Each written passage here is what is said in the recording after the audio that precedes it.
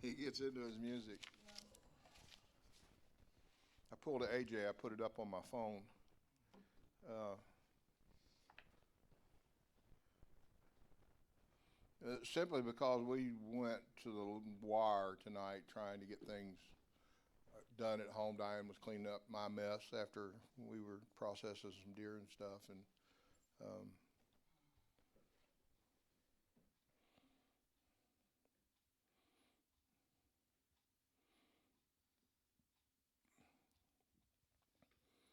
the time of the year, so many things can happen, especially. And I'm looking in here, and I'm seeing a lot of you that have recovered for quite a while and are very strong and know what to do and what not to do. But maybe I'm sharing this message with you today so that you might be able to encourage or mentor or uh, sponsor. If you got sponsors, I know that Stephanie's got sponsors. But this is the time of the year where temptations can be extremely high on us.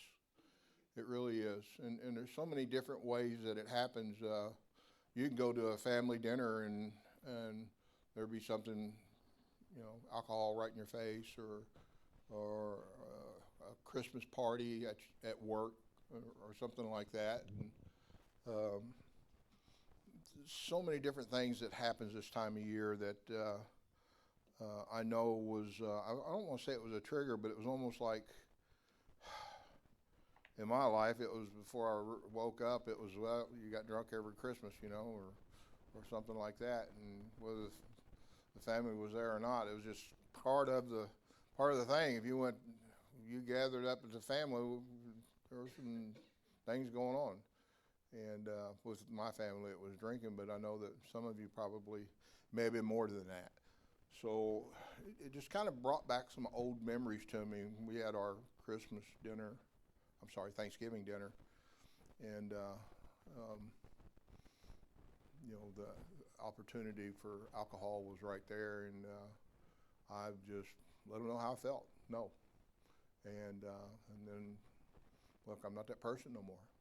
So, um, and it was good. I mean, they respected that, and some of my family that I hadn't seen for a long time. Of course, immediate family, they knew where I stood. But navigating these holidays in recovery, it can take some, I would say, planning and practicing.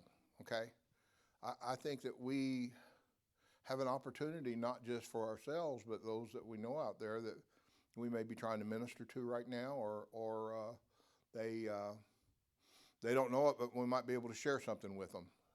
In you never know when God is going to open that door. That's an opportunity, and so a lot of people they'll get depressed. We call this first holiday that we're coming up on, we call it Thanksgiving, and so many people will dive into depression and other things, and then we got Christmas, which is the celebration of our Lord and Savior, and you just it's I don't know why people take it so sad anymore.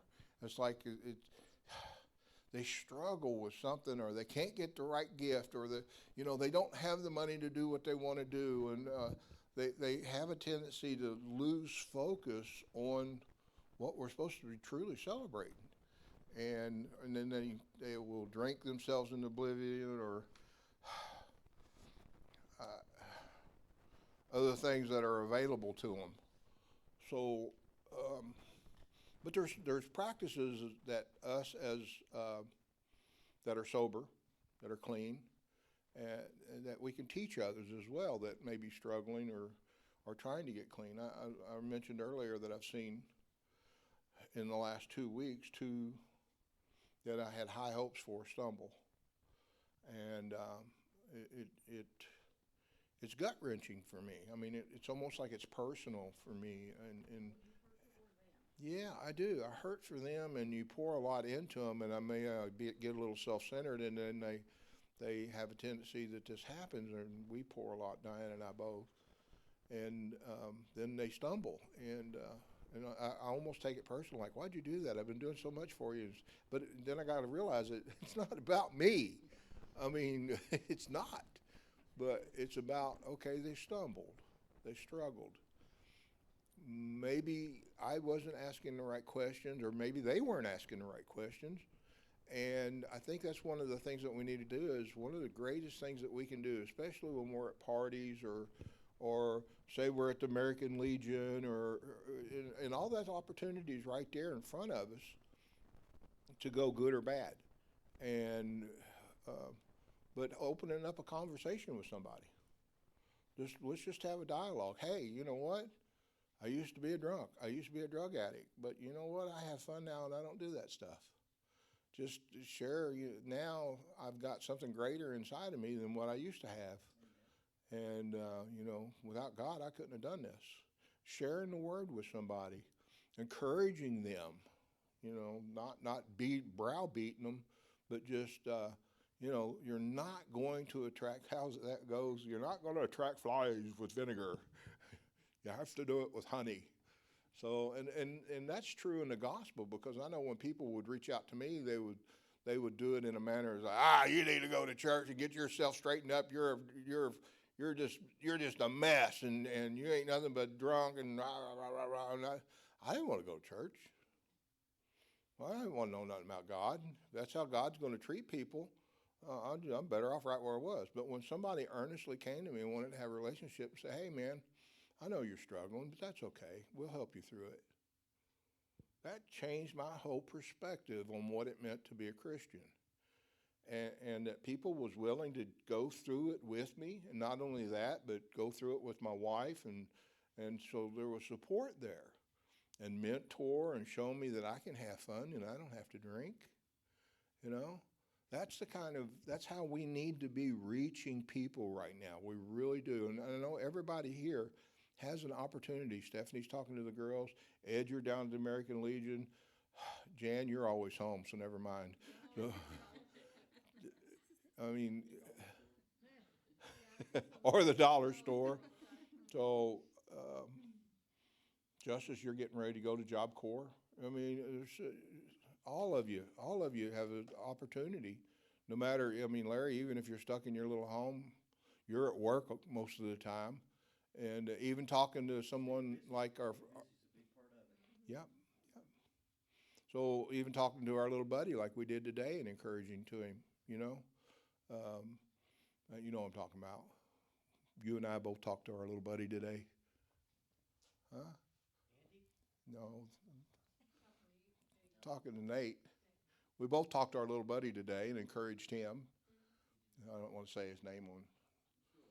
Mm-hmm. So we are encouraging him, and he's turned his life around, and listen, for him to turn his life around is major, and now he calls us friends, and it's because we don't look at him for what he did in his past, but look at what he's trying to make a future of right now. So, you're tracking me now. I think that in recovery it involves, and I've got these down, we need to be proactive in our planning and creating sober traditions. Um, we need to stay connected to a support system, uh, something that helps manage triggers. I know a lot of people that will go to a lot of different meetings. They might have a meeting here, and then they'll go to one up in Austin, and they'll go to one. You got another one that you go to too. Yeah, they're in Charlestown. So a lot of people will go to them, especially when they are feeling vulnerable. It helps to get amongst a bunch of people that are clean, that are recovering, that can relate to you. And so it helps if when you start getting these urges this time of the year, start going to some extra meetings or start communicating with sponsors. Or let people mentor you, or talk to somebody you trust. Okay, I'm having these urges again. I'm having these problems. That whenever I'm faced with a situation, I always tell Diana. And I was faced with a situation a couple of days ago, and I told her about it. And I said, but I had no desire. And then she got mad because, well, they shouldn't have offered it to you. And I said, no. I said, yeah, they shouldn't have. I agree, but it's still, out of respect, they offered it to me. Out of respect, I declined. So I would rather someone drink openly in front of me than to hide it from me. So that's just the way I am. It's almost like they don't trust that I can trust myself. So and they don't believe that you can recover and recover completely. Now, do we still have urges, or can we be tempted? Most certainly. But the difference is we have the mind of Christ now. Okay, we have Him inside of us. And my wife kept saying, well, trust is earned and it's not given. Well, I think I earned a little bit more trust from her the other day. So some of the things that we need to look at is when we plan ahead and we're going to these different things, or we might go to a Christmas party, or we might be having dinner at a family's house, or that there might be something going on like a little alcohol or something else. Need to plan ahead. And one of the things is that we need to choose our gatherings. You want to choose some that make you feel safe. Okay, you don't want to go to one that you know is going to be tempting, or if it's going to be a pot party, I don't think we need to be there, do we? Huh? That's the wrong thing. So you want to avoid those that are centered around heavy drinking, for sure. It would be like me going into a bar trying to minister to somebody. That's the worst place for you to minister to somebody. I mean, it happens, I know some, but most of the time, them people there, you get drunk. They don't want to hear the Word of God. They could care less about the Word of God. So you got to choose your battles, so to speak. Does that make sense? So I try to avoid, as much as I can, any type of Christmas or Thanksgiving gathering that I know that there's going to be some heavy drinking or something of that nature. But sometimes you're going to be in a situation where you're going to go, maybe even a family get together, there's going to be drinking. What you need to do is you need to set yourself some time limits, okay? You need to be thinking ahead. These are some things that I want us to talk to our people that we're sponsoring to, or we're mentoring, or somebody that we know might be struggling. Set some time limits. Know how long you can stay at an event, and then stick to that plan. I got to be home by 10. I can't sit here till 12 o'clock. I got to be home by 10. Just let everybody know. Talk to them. I got to be home by 10. So make it 9 o'clock if need be. The other thing that I think is that we should be completely honest about our recovery with everybody, especially our loved ones. That way they know exactly where you stand and won't say, oh, by the way, here's some eggnog. There's just a little bourbon in it. It won't hurt you. Well, no, I don't want a little bourbon in my eggnog. Okay? And not even a splash. So, I remember eggnog and bourbon, and it tasted good. But that's not what I need right now. I don't need that in my life anymore. So just be open with them. And always when you go to a party or you're in a situation or somewhere, wherever you're at, have an exit strategy.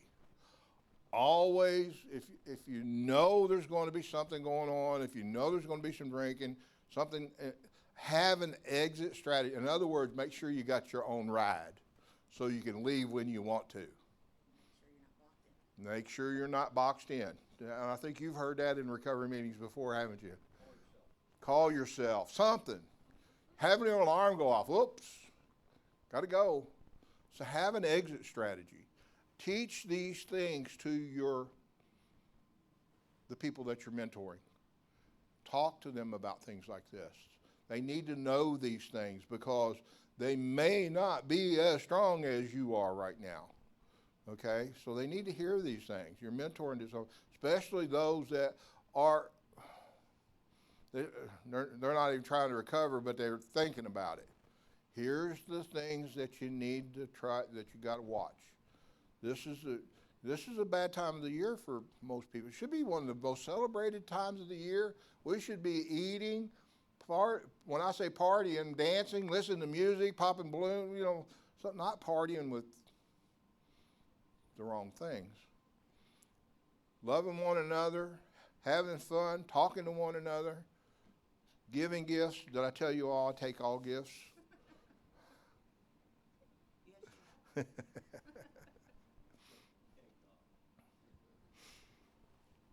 I think I went over this a little bit, that you need to stay connected to your support system. Definitely, you don't have a sponsor, do you? No? I don't think you need one. You're sponsoring how many girls right now? Not as many as I'd say about 7 now. 'Cause About 7? I've had a few drop off. My sponsor is my wife. So Mine too. she's connected at my hip. And Eddie, your sponsor is probably your wife as well, and many others. So, Larry, you got a sponsor? No? No? Yeah, you do. You call me.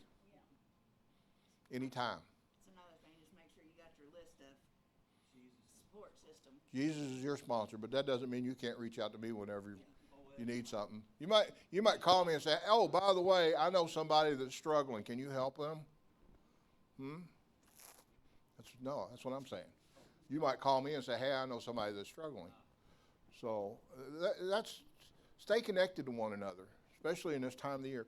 Here's the biggest problem that I see is depression. And depression brings on alcoholism and other things. Have a tendency to escape what's hurting us, don't we? That's a big one right there. And here's one of the things that I really see is, how do I put this? When someone is struggling and then they have a tendency to drink their sorrows away, that problem is still there in the morning, but then they've escalated it even more, have they not? Whether it's, and I'm using alcohol, but there's other things as well. I mean, whenever we get in a situation when we go to these parties, the biggest thing that we can do, if we have to be at say we're at a Christmas dinner, the company's celebrating something, your company's or somebody, and bring a buddy, bring a sponsor, bring somebody that you can be accountable to. And I'm talking to us here because I don't think that we're at that level that I have to worry about that, but we may be mentoring to somebody else that may be put in a situation. We've lost a young girl back in the world and she's drinking again. She started going out with her friends, hanging out in the bar, she started drinking again. So we haven't lost her. Let's just say she stumbled, okay? I believe we'll get her back.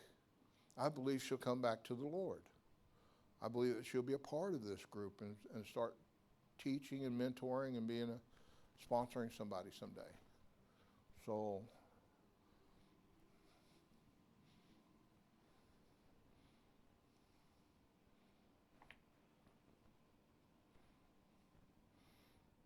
this is the time of the year where, I think I mentioned this earlier, where the tradition was that you got so hammered you can't remember what happened Christmas night or what gifts you had or something like that. And I've been there. Yep. Memory loss. Start new traditions. Get your mind off of things like that now. Take up a hobby while go hunting. That's my favorite one. I get my mind, I can release stress. Stress leads to depression and so many. I can get in the woods and I am happy. Nothing but me and the deer or whatever in the woods and I'm fine. But not everybody's got that. It may be fishing. It may be shopping. No, shopping's too stressful this time of year, isn't it? Amen. So.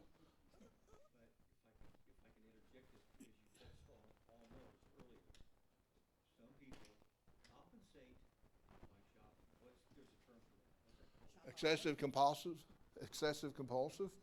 Compensate by shopping. Yeah, It's their addiction being released. The well, and I can say this much about It releases pheromones. it does. It absolutely, and they get the same highs. Or not the same, but a similar type high. So yeah, you can get excessive compulsive. I can say this about most recovering addicts or alcoholics or whatever they may be. We usually, in the very beginning, we find something else to be excessive compulsive about. Whether it be cigarettes, whether it be coffee, whether it be overworking, whether, what's that? Gambling. Over cleaning, gambling. Yeah. My mother-in-law, I loved her, and she's with the Lord now, and she was never an addict to anything, but whenever she would get depressed or feel stress, she cleaned excessively, everything. I mean, pull all the dishes out of the. Am I right? She was excessive, compulsive. That's how she dealt with stress, was to clean, and it's the same. That's the same thing. But I mean, you can exercise. Go for a walk. Go for a hike. Anything that you can do to reduce stress this time of year, it just helps you so much. Part of my road to recovery is I got excessive compulsive into workouts, didn't I? I mean, running and the gym, and that was, I did. I mean, it was, how much weight can I lift and how many miles can I run? And now I'm paying for that with some replaced hips and some back issues that had to get fixed. So To you, was it worth it? at the time, I needed that outlet. Yeah, at the time, I needed that. So also, one of the things that we need to do this time of the year is, as many of us have seen, is if we would truly focus on what we're supposed to be celebrating. If we would, really look at the birth of Jesus Christ, enjoy going to the Christmas dinners at church and any Christmas programs, whether it be here or somewhere else, and going and seeing the Christmas lights and stuff like that are not fashioned around Santa Claus, and I have nothing against Santa Claus, but you follow what I'm saying? There's more of an outlet there. You get more of what we call the true holiday spirit, the true Christmas spirit, which is the birth of Christ, when you do these kind of things, and you have a tendency to think less about addiction. You have a tendency to think less about alcoholism, the things that drove us in our past. Now we can change and focus on true celebration of this time of year. So I know my wife, she used to hate this time of year. She truly did. And we got New Year's coming up. What happens on New Year's?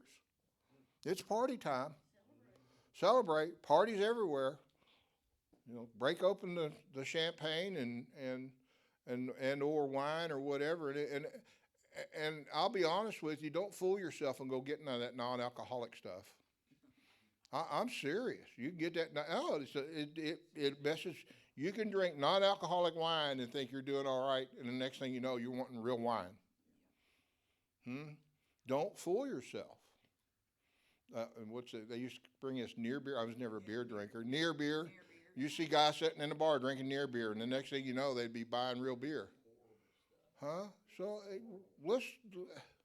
come on, guys. Let's don't. It's like the devil telling Jesus. He said, "Hey, jump off this cliff." Jesus said, "Yep, let's don't tempt the Lord thy God." He said, "Jump off this cliff, at least your feet dash against the ground. Let the angels, No, okay, let's go into a bar and drink some near beer this Christmas. See where you end up." I'm being real, ain't I? Can I be real? I'm just trying to tell you the truth of where I stand with this. This is what we need to talk to our people about, the ones we love. Okay, have a conversation with them. Let them know. So they may be recovering. They may be thinking about recovery. I don't know. Maybe we can change some hearts here.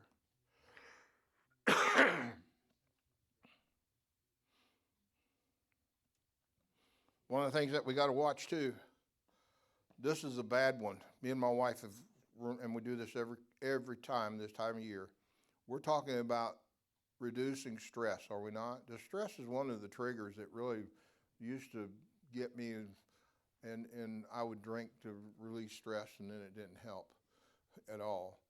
But this is the time of the year where you can overcommit yourself.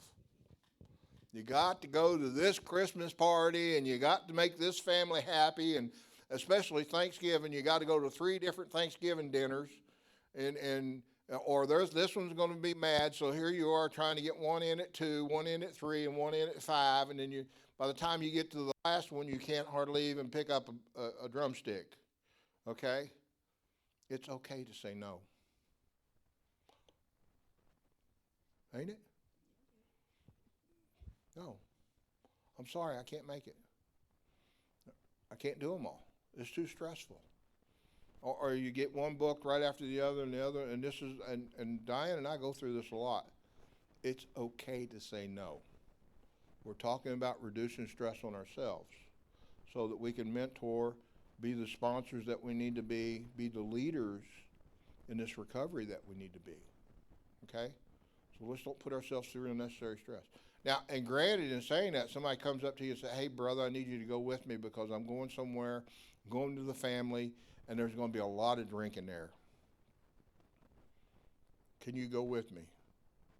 You're going to look them in the face, and you're going to say, I can go with you, but don't you think you might ought to just avoid that party?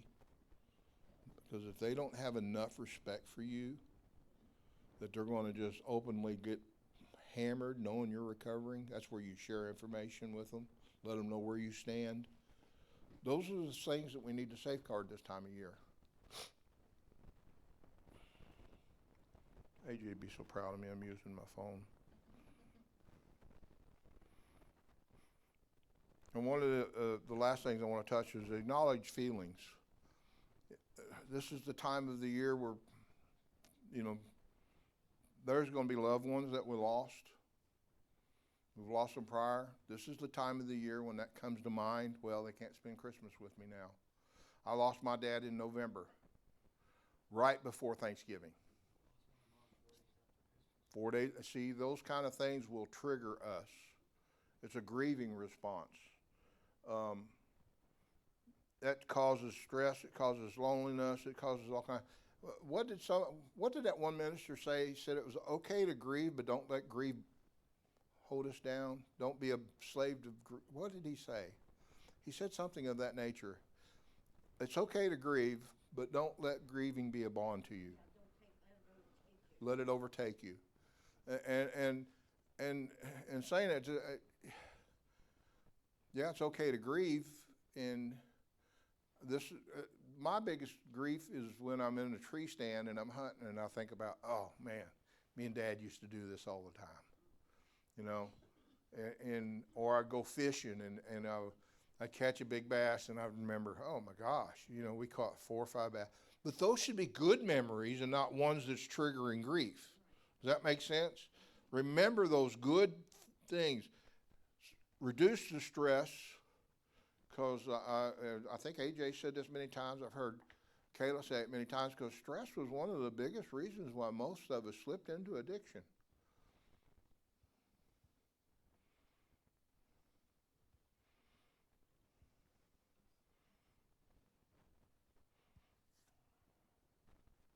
And I think I covered everything there. I believe that if we can get through these holidays and enjoy them, because here in the last few years, I've gotten to truly enjoy them again. I can't tell you back in the day, back in the day, that's what my grandson said one time. I remember back in the day. He's only 8. Yeah, he went way back. Way back machine there. I can remember back in the day when I couldn't remember Thanksgiving, Christmas, or New Year's. And that's sad. So now I get to enjoy having my sons over, my granddaughters, or my granddaughters, I shouldn't say my daughter-in-laws. Hopefully I'll get a granddaughter before long. or great-granddaughter, my grandsons, all of you, and the newborn that's about to show. So I got a lot of things to start looking forward to. So for me to stay clean, sober, and without any addictions means a whole lot to not only me, but to them too. So I keep that in mind every time a temptation gets or thrown in my face, that I need to be a role model. So not just for myself, but also for them. So let's take that in mind. Stephanie, you're a good role model. You know, she's building a relationship back with her grandkids, your son, and trying to. You're starting to get there. It's getting there. It's in God's hands. And Larry, you mentioned something one day, and I've been praying about that, and it will happen. So it will happen. I've been praying over that, and I truly believe that that's going to happen. So, okay. Thank you. Mm-hmm. And Ed, I don't know what to say about you. So you just are Ed. You're just a blessing, just a blessing to be around. Period.